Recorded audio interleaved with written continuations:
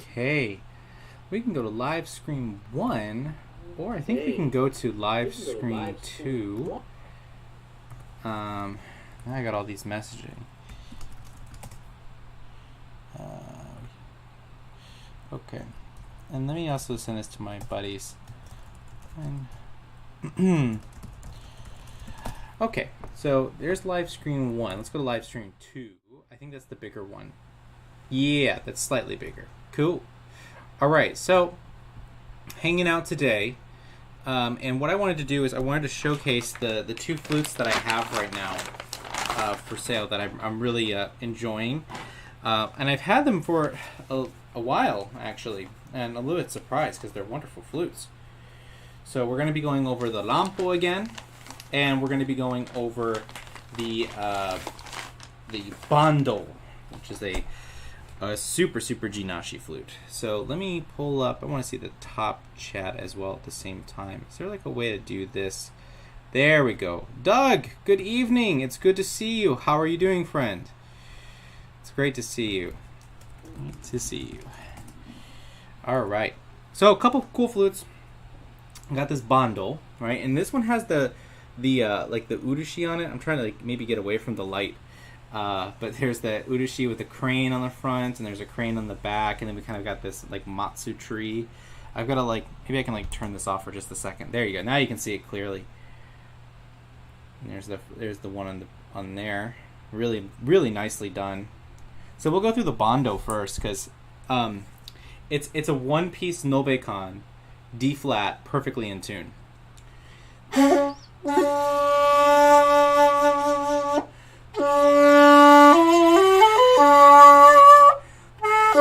Takti, hello again. It's good to see you. Glad to see you on another live stream. And yeah. So what's interesting about this flute is if you look on the inside, and this might be hard to see, you can see that there's that very Jinashi roughness on the inside of the flute. I'll go to the other side too. Beautiful bell end. Let's see if I can do this. There we go. But yeah, very good. Have the borders open for individual tourists? No, not yet. But hopefully soon, Annie. I really hope for soon that it does open up so people can come out and we can hang out in Japan. That'd be fantastic. So, but this flute here, it's got such a nice, wonderful character of sound to it. I'm going to try to play a couple pieces on it. And let's see here. I think last time I went over maybe like Tsuki. We can go over Tsuki again with this piece. Or this flute.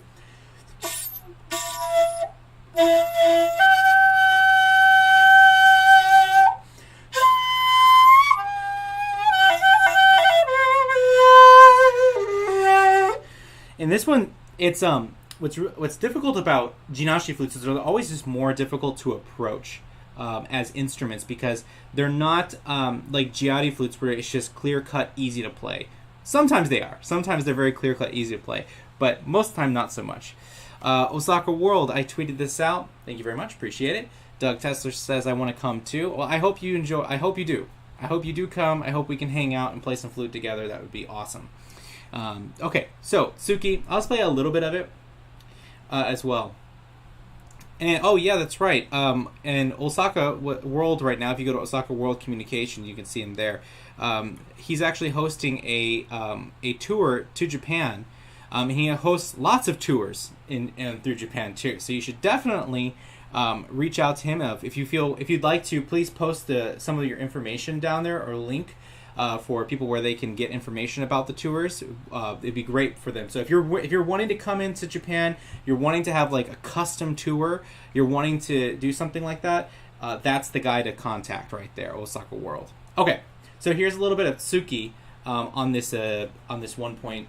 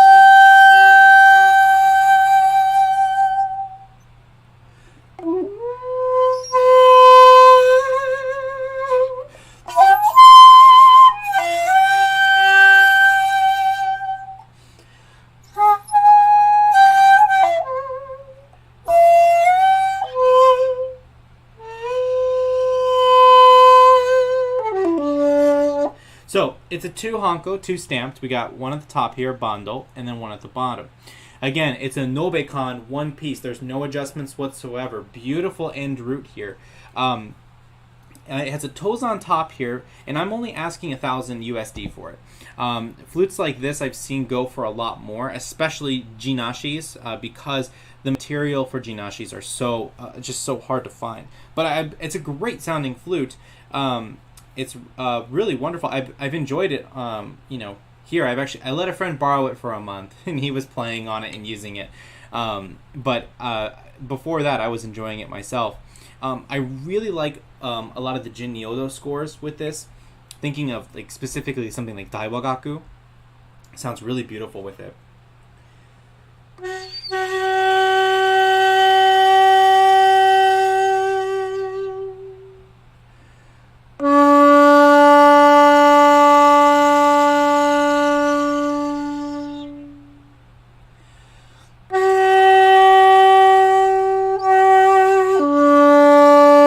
Like just that warm resonant tone.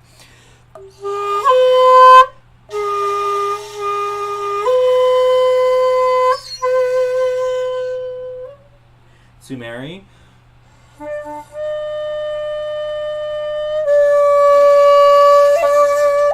So it's a great flute. So if you're interested in this, definitely send me a message on like on Facebook or on Discord, or even just write something in here. Send me a comment. I can give you guys in touch with through my email on it. Now, the next flute I want to spend a little bit more time on is the Rampo that I have. And so Rampo is such a famous maker. And Annie, I haven't forgot about you. I think you say you're going to be here maybe in November. So if you're in here in November, that would be awesome. Do you know which part of Japan you're planning on coming to?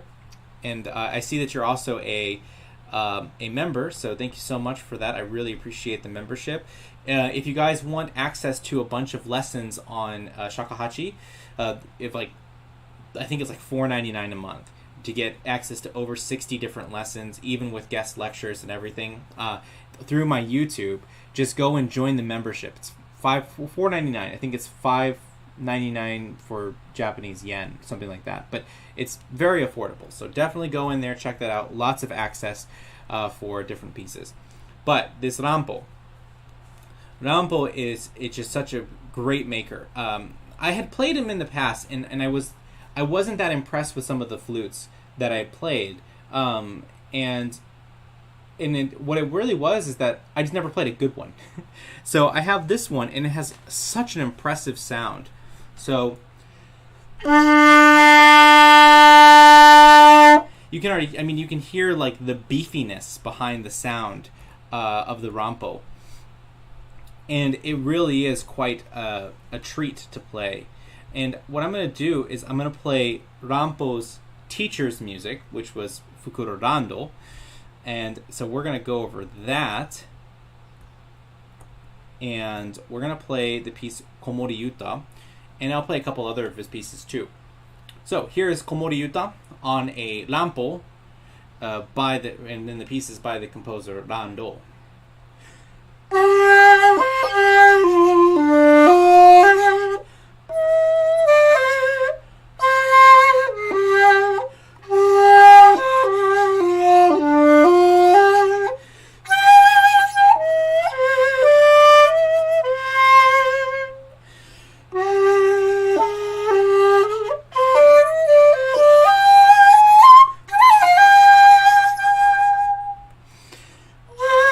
Excuse me 1 second. Got dusty.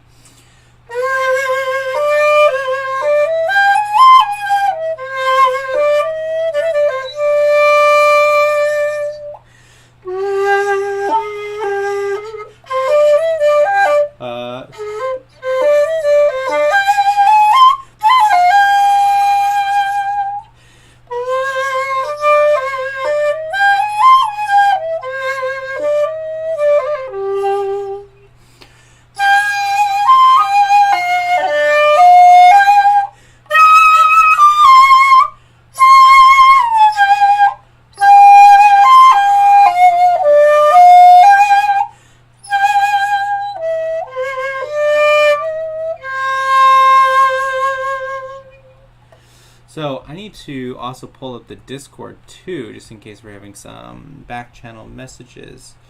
Okay, cool. Pull that back up, pull that back up, pull that back up. There we are. Fantastic. All right. So, the sound for this flute is just so warm. It's really, it's not in your face like most giadis are. I find this one to be very approachable, because it's not so aggressive. Like even when you blow the row hard,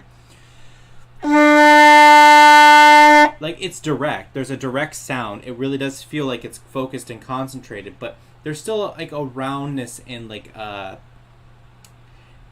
what's the word I'm looking for? Like a fullness. It's a fullness of tone, but it's just not so direct and in your face. And let's see here. We'll go ahead and lower this just a little bit. There we go. So, but that's kind of how I feel about this flute, and I'm really enjoying playing it. And so the first flute I was asking 1,000. This flute I'm asking 2,500 and USD, and that also includes shipping and includes the bag. The bag is not the most prettiest thing in the world, but it is a bag nonetheless. So there's that. Let's go ahead and move on. A gentle robustness. I like that. A gentle robustness. I think that's close. I think that's really close to what I'm looking for in terms of expressing the sound as it is in person. Because it's not. Have you ever seen like those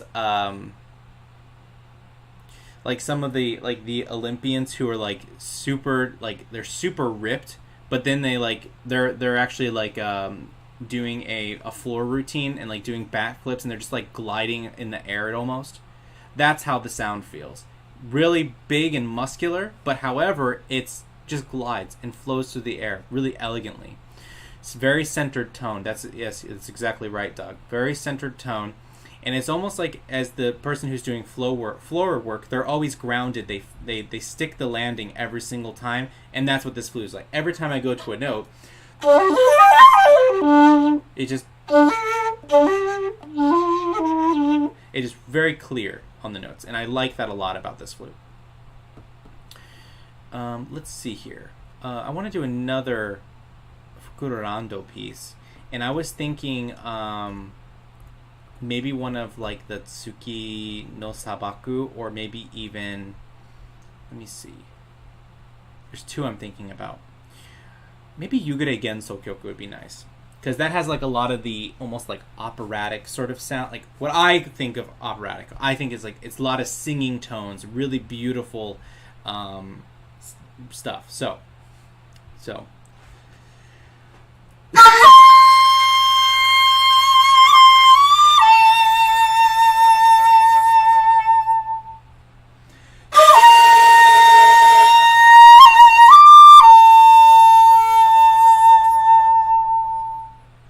There it is. That's full power, and like you can get some rough edginess to it. But notice the sound it melts right into the regular tone. There too. Very smooth and connected.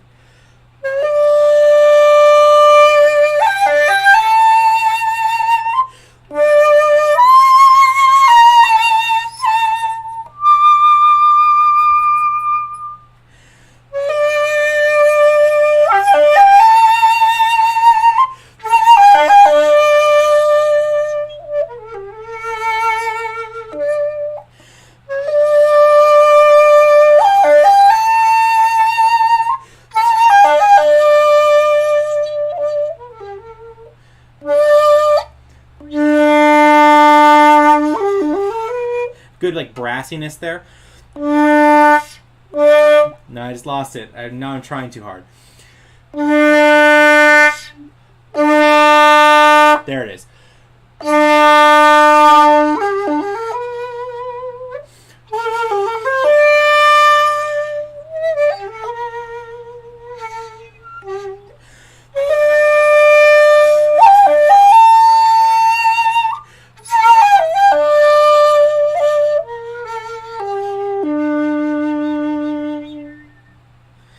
And then a little bit faster.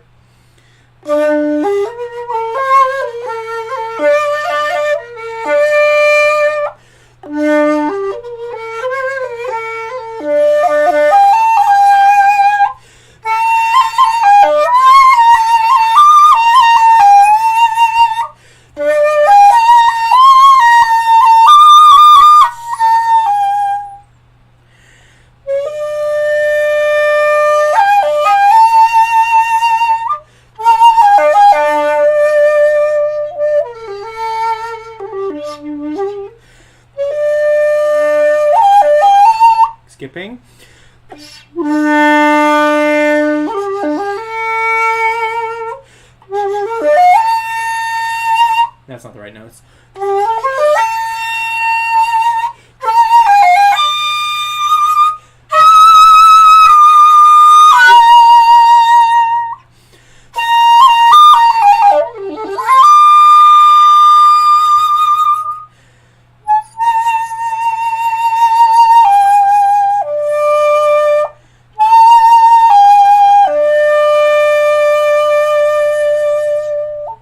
So this is the flute, for those who are interested. So that ends the first part of the string, which is just showing some of the flutes I had for sale. And now we have the short little hangout. I've got about 30 minutes before I have to get ready for stuff. So now's a great time to ask questions about shakuhachi. You can also ask questions through the Discord. So if you're interested, make sure you also join that. I'm gonna pop the link down there. So just make sure you can join there if you'd like. Completely free. And yeah, you're right, Doug. It is just amazing. This flute is just amazing. And then some. So maybe it's not just amazing, it's amazing. All right. So last time we did a few of like my favorite tunes for like classical music, and then I realized listening back to the playback is that you guys could barely hear them. So, and so yeah, I'm gonna try and maybe do another one. Okay, perfect clarity. LOL. For show, for shale, not for shale. That's right. Doug, you are very blessed. Yes, I am. I am very, very blessed every single day, thanks to the grace of God. All right, so let's go to YouTube and let's see if I can pull up one of my other favorite classical tunes just as a hangout piece. If you have questions about shakuhachi, please ask them. I will answer you right away about your shakuhachi questions. If you have any more questions about the particular flutes that I went over today, I'll also go over them. And if I do play anything, I'm probably going to go over, I'll use these two flutes as well.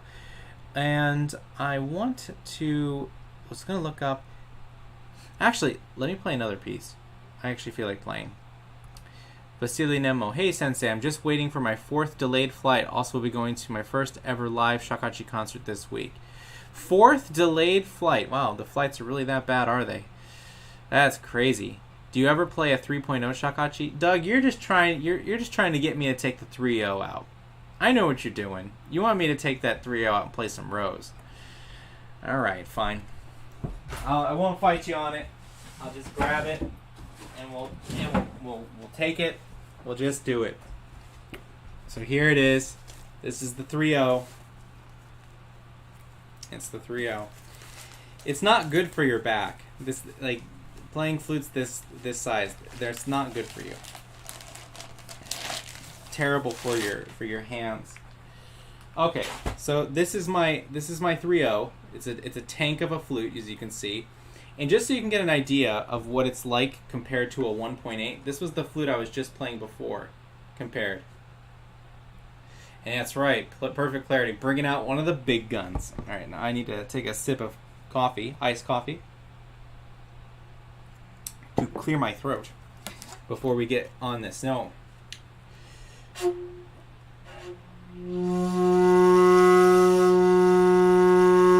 Alright, and I'm going to actually move this down because I need to actually have this boosted up for me to play it properly. There we go.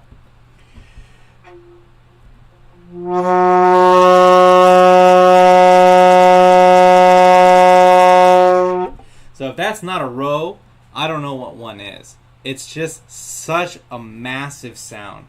Let me do a couple more comparisons here too, so you can see how thick the flute is here. You can actually see it's much bigger in size, like even just like width-wise. And here's what's really impressive also to look at too, which is just the size of the bores. You know, like Papa flute and Sun flute, you know, right next to each other. The number on the cap, for those who are familiar with cap sizes, it just says 0. So I guess I don't know. I think that the cap size was actually supposed to be something like 12 or 13. It's quite a massive flute. And so, of course, I'm sure that you want to hear a piece, so I will see if I can bust out something. Perfect city. Or perfect clarity. That's exactly like I like Big Rose, and I cannot lie. You other brothers cannot deny. Cannot deny. All right, let's see here. There it is, Honshirabe. I think this is just a classic. And let's see what we got going on here.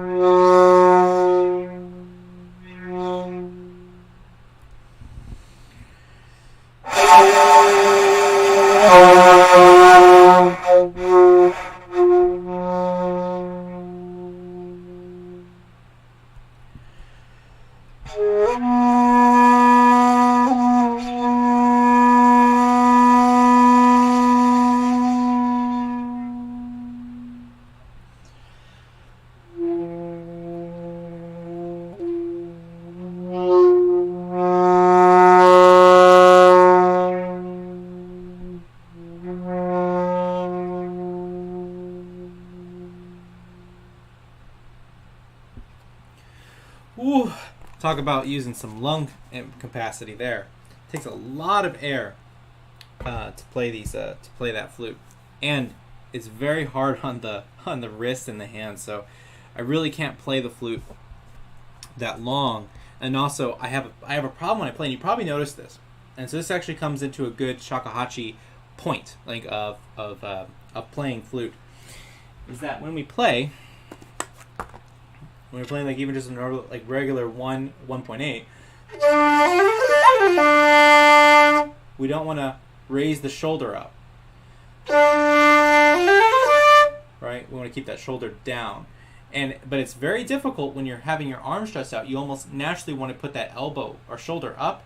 So one of the things I should be working on with this flute is keeping this shoulder down.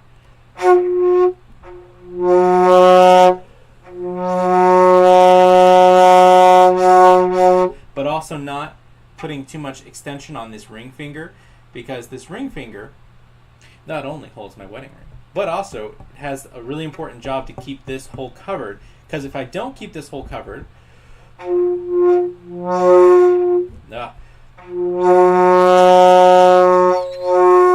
happens. It will jump up. And that was just me moving it just a little bit. And even just that little fluctuation of it can cause the note to jump up. So, and what ends up happening is the tendon right here, there's two like tendons, right? One for clenching and then one for extending. And that extension, that one can get really tight right here. Right here I can feel it. And so one thing to do is placing pressure there and stretching that out, so that way that I don't get any sort of carpal tunnel or any type of other problems developing from playing a long flute. So definitely, if you're someone who likes to play long flutes, stretch. Like, you should be very, very flexible, and not just your arms, but your back, your chest, all of your arms. Everything should be completely stretched out, and also you're gonna want to stretch out your legs, and keeping your entire body extraordinarily flexible, because it's so easy to get super tensed up on shakuhachi. So perfect clarity. Yes, thank you very much. The flute does sound great. I absolutely love it. Makes me sound good, and I always like a flute that makes me sound good. So that makes me happy. Okay, so where do we go next? I think I was going to do maybe another classical piece or two, just something to share. Got about 10-15 minutes. Something really juicy this time. A really juicy classical music piece. And I'm going to do the first one that comes to mind too, because right now it's just blank. It's just right now, if you were to come into my mind and you could see it, well, you might be scared. You might see other things you might not want to see. But what you would see right now is a mouse running on a wheel in a circle, again and again and again, trying to find something. So, Bach is good. All right, first piece that comes to mind for Bach, St. Matthew's Passion. And so maybe we'll just do the opening of this. Okay, so here's the opening of St. Matthew's Passion, which, by the way, I have actually seen live with the Cleveland Orchestra, that was a treat. Except they started over. But anyways, here's the opening of St. Matthew's Passion. I wonder if I can actually do this is what I was figuring out last time, is that I wasn't doing a good job, is that I can actually do the share on it, but it's actually just a picture of Bach, so that doesn't matter. But anyways.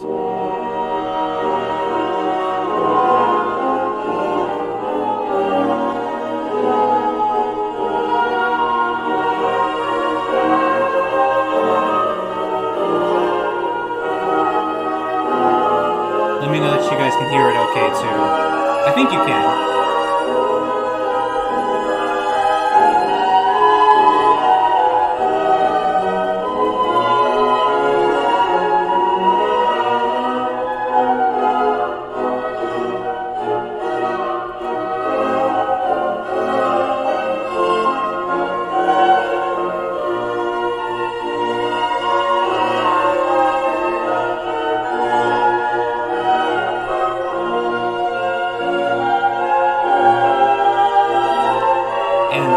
Does this thing too, which here's one of the magic things about Bach, is he takes all these little movements like this, bum bum bum bum, da dee dum, da da dum, and builds it up. And what's so interesting, and a lot of my teachers would tell me too, is that Bach always works in 3, and he has this obsession over the Trinity.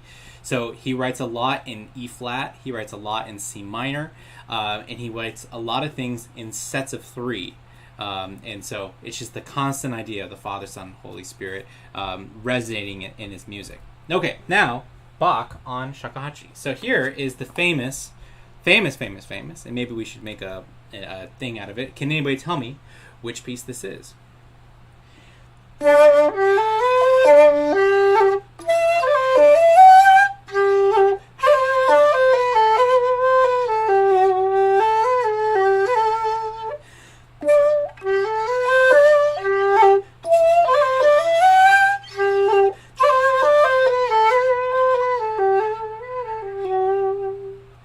an octave.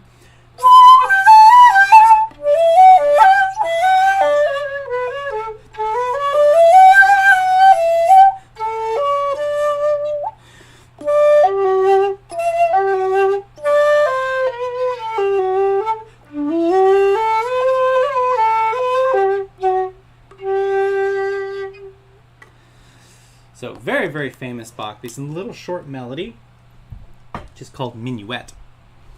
So there's our Bach. Now, as I promised as always, so if you guys want to listen to the entire piece later, this is Bach's St. Matthew's Passion.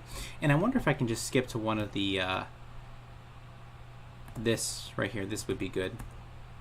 Da Jesus diese Rede vollendet hatte, sprach zu seinen Jüngern. I love a good tenor. It's really good tenor.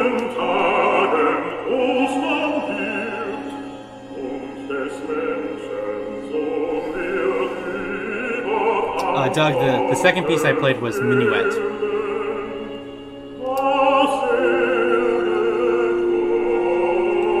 Okay, so that's one of I think that's probably my favorite piece by Bach. Now, where did this bring me next? This brings us back to Penderecki, who I shared yesterday, which no one heard, which is really sad. But we're going to show a different piece of his, which is called Te Deum.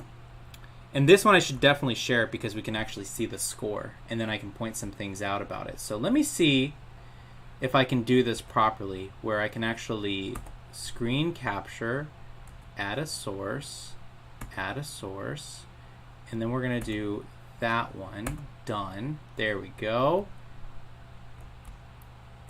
See? It wasn't that hard. It's actually quite easy. Okay, so here we go. And we're going to listen to this. So now you guys can see this. You can at least see the score, so we can actually pull some things out of it if we'd like.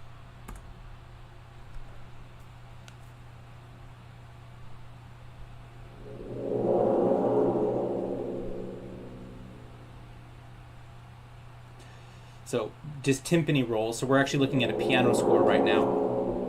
So you can kind of see, and then he has it raising up the pitch, the bottom, and that's going to be a big theme in this, is that minor second. So you get two minor seconds in a row.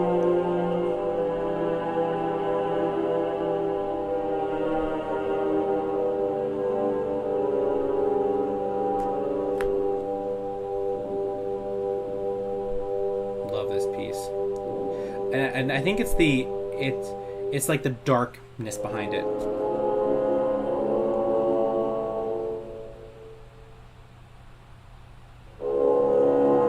And by the way, so this piece Te Deum, which it's from a hymn, and Te Deum laudamus, which means we praise thee, O God.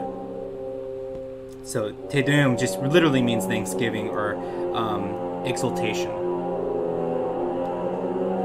And I love these kind of melodies just kind of moving, you know, like in these minor seconds. It's just kind of circling around.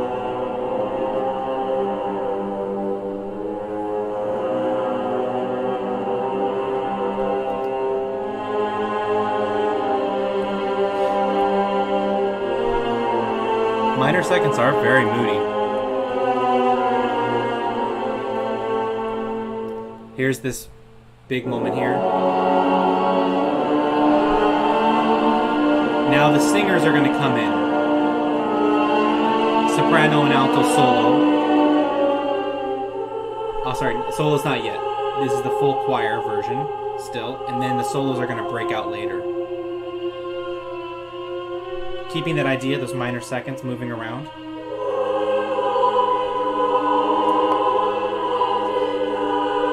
Big moment here.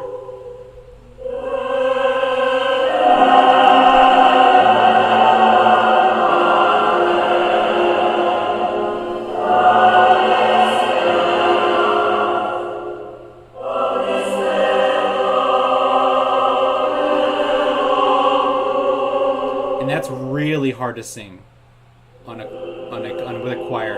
Those really close minor seconds, but it's so beautiful. And Doug, you're exactly right. Very ominous.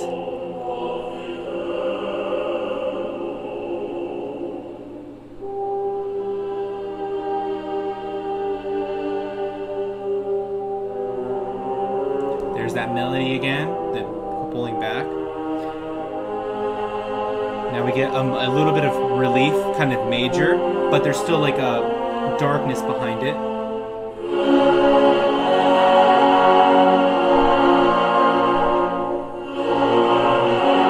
G flat major, beautiful chords.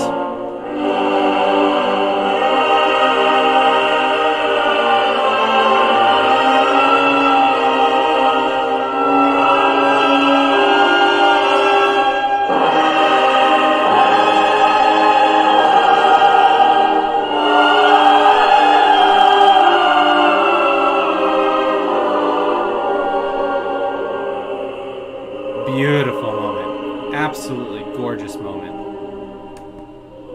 Now the solos are going to come in. And the solos are absolutely fantastic. So for those who want to hear this piece in full later.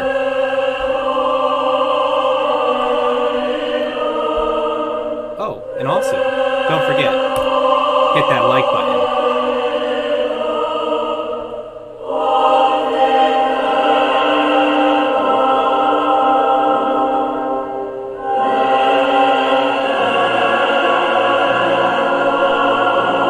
So now we have the advantage of seeing the score, so we can actually see the solo coming in here.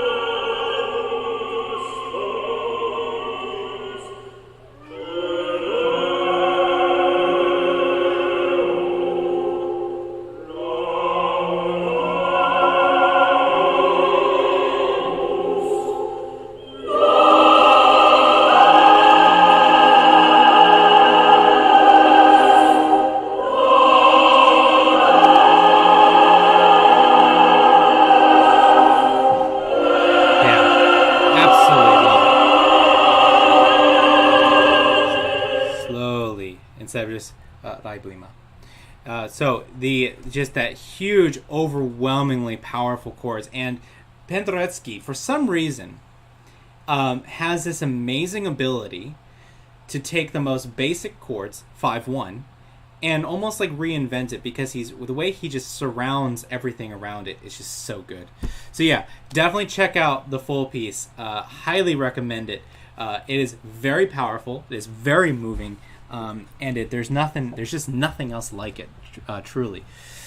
Okay, so let's go and see if we can check out. I'll think of something else. So if anybody has a composer in mind that they want to think, or they want to hear what my favorite piece is by that composer, now is the time to shout that out, and I will tell you what my favorite piece is by that composer, or if I even like that composer. I might not like them. And then I do have to go probably soon, but we'll figure it out. I have to be in Osaka at 1 to actually meet Osaka World. So probably should be leaving pretty soon. It does take me a little bit of time to get there. All right. So, but yeah, this is by far one of my favorite pieces. I knew somebody was going to say Beethoven. And that one I actually do have to think about because it actually might be Symphony 1. And the reason why it would be Symphony Number 1 is because of the opening chord. So let's take a look at Beethoven Symphony Number 1, and we'll see why. Okay, so back in the day, when it came to be for like a classical music, when you said, okay, my piece is going to be in this key, everybody was expecting something. They already had an anticipation of, okay, if they're going to say it's in this key, then I'm going to expect that I'm going to hear a certain chord in the beginning. I'm going to hear this key. So he says, here's my first symphony, right? First symphony, and he will say it's in C major. Okay, well they didn't write there on there, so that's no fun. So yeah, okay, so his first symphony is in C major. I'm almost positive because it starts out with that 5/7 of 1. Beethoven Symphony 1. That's, you know, when you get that point, yes, it's in C major. You always get that point where you say something, you go, wait a minute, is it? And you doubt yourself. That just happened. Okay, so in this opening here, he starts with a C dominant 7th chord. So basically, he's moving to F. And so all the people who are sitting down in the audience are expecting a big fat C major chord right in the beginning of this piece, so that we all know, okay, there's home base. But he actually gives us something so different, which is this. Oh, well, let's go all the way to the beginning.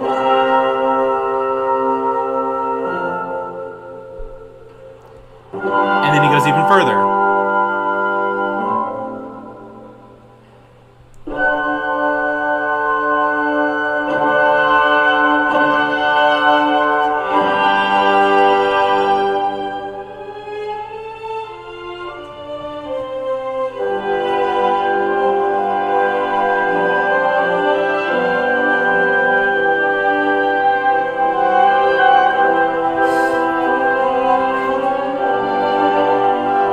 And here's what's...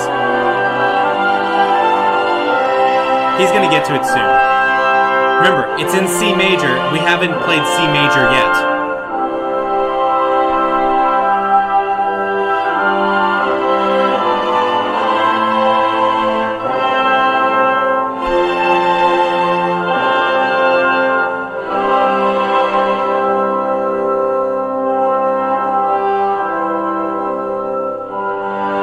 Still not there.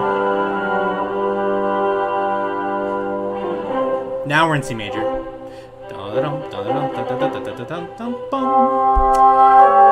And then he already left it. So he gave you a little bit of C major and he ran away from it. So that's one of the things. In his day, this piece actually caused a lot of controversy, believe it or not. So yeah, Beethoven's like, I'm going to write a piece in C major, but I'm hardly going to be in C major for the first 10 minutes of this. Also, his pieces were so long, too. Much different than, his counterparts. So, yeah, he really expanded the medium a lot. So, there is my favorite piece by Beethoven, I think. I definitely think it's probably that one. I also read a biography by Beethoven when I was in college, and I always liked his stories about like when he would get like angry and throw soup bowls at waiters and whatnot. He was very extreme. I think some people say that he might have been had some sort of mental disorder, because yeah, he was quite the character. I can't remember his name, but so I'm just going to look it up the way I always look it up, which is this way. Okay. There he is. So his name is Charles... No, this guy. Joseph Boulogne Chevalier de Saint-Georges. This guy was nicknamed Black Mozart. He was a very famous conductor in France, and this is a really cool composer too. Composer, violinist, and conductor. He was a big deal. So definitely check him out. And here's the opening of his violin concerto.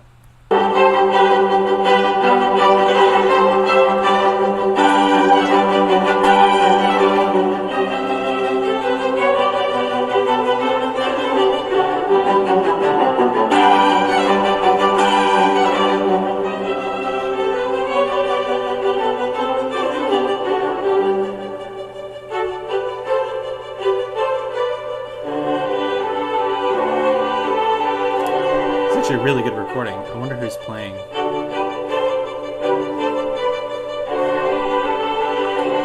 Oh, that's right. He was a champion fencer. I'm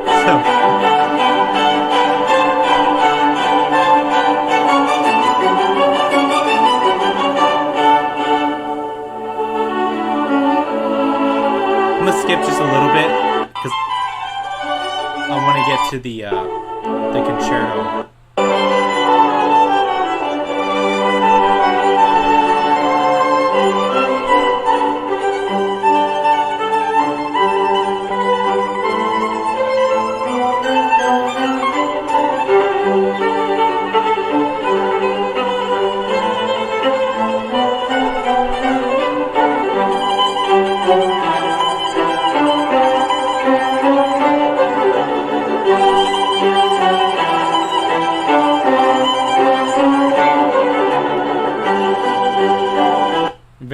Very cool stuff. So that is Chevalier de Saint Georges, I believe is that, I think, the way you pronounce it and whatnot. But anyways, this is another one of my in the classical world, this is one of my favorite composers.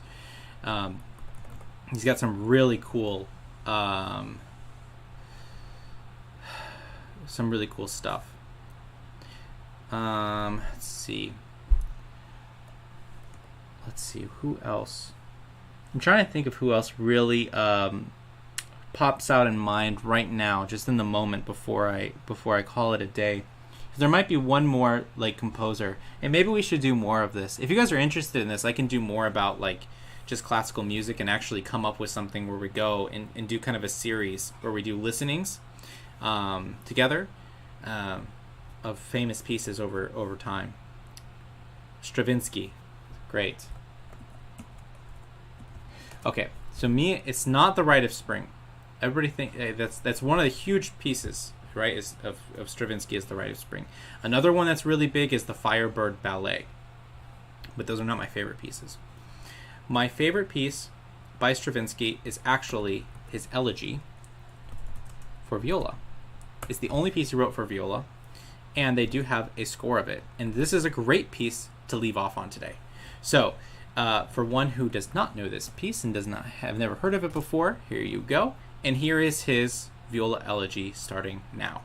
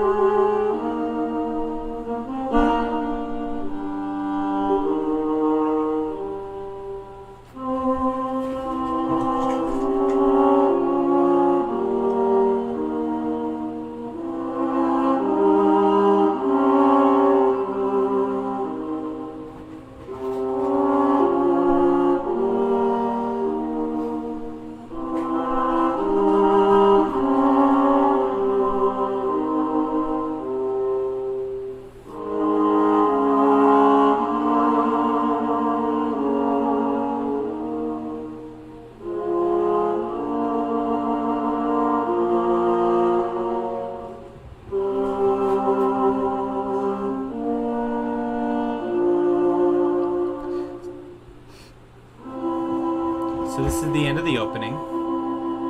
My cat's really excited about this piece.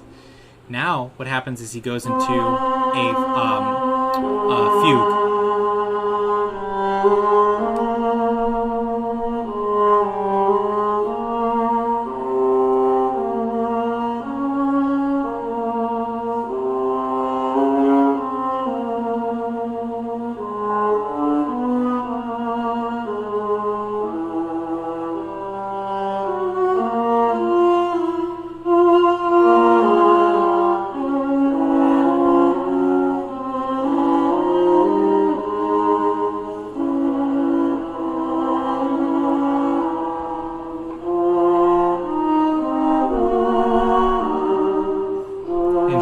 Counter subjects and so on, and the third material as well. Very, very, very genius composing, and actually a very difficult piece to play. So, I hope you enjoyed today's live stream. If you like going through like classical music and stuff like that, we should definitely do more of it. And I'm happy to do live streams going through classical music. So let me know in the comments below, and I will see you guys next time for